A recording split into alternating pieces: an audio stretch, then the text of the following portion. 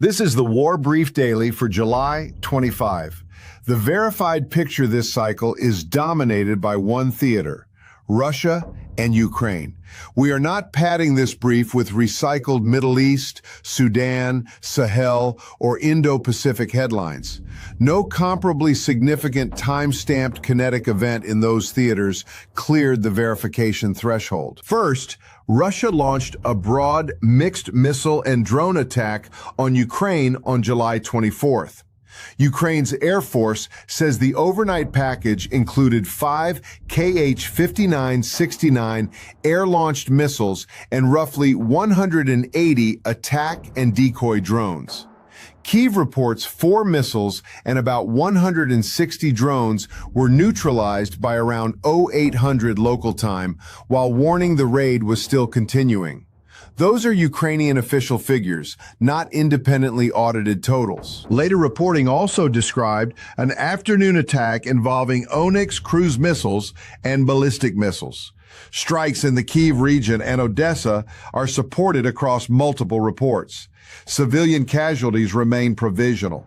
Early counts range from at least 6 killed to roughly 10 dead and around 100 wounded as assessments continued. Why this matters is the strike design. Drones force repeated air defense engagements, consume attention, and create uncertainty. Faster cruise and ballistic missiles then shrink the response window. That layered pressure is the operational story, more than any single claimed target. Claims from Russian-aligned outlets that specific warehouses, naval drone facilities, port sites, or ships were destroyed remain single-source and unverified. Treat those as emerging claims, not confirmed battle damage. Second, Ukraine continued its own deep strike campaign inside Russia. Ukrainian officials say they hit a military facility in Kyiv region and an oil-related site roughly 1,350 kilometers from Ukraine. The security service also claimed hits on refineries, pumping stations, and a radar site in Russia and occupied Crimea.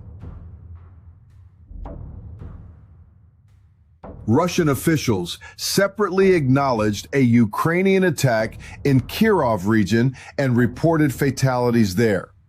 That supports the occurrence of an attack, but not Ukraine's target list or its damage claims.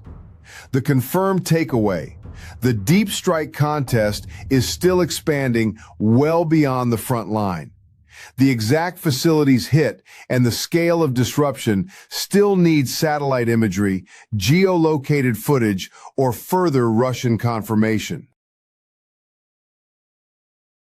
At the front, Ukraine's general staff reported 233 combat engagements, with the Pokrovsk axis still the most active.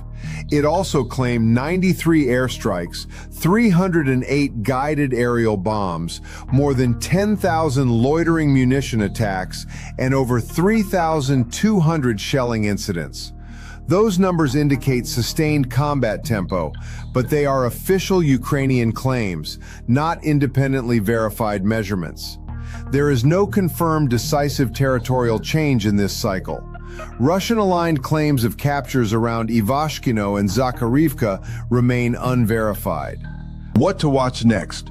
Follow on Russian strike packages, revised casualty and infrastructure assessments around Kyiv and Odessa, and independent confirmation of the Ukrainian strikes in Kyiv and against Russian energy infrastructure. Also watch Pokrovsk for geolocated evidence of an actual frontline change. That's your War Brief Daily for July 25th.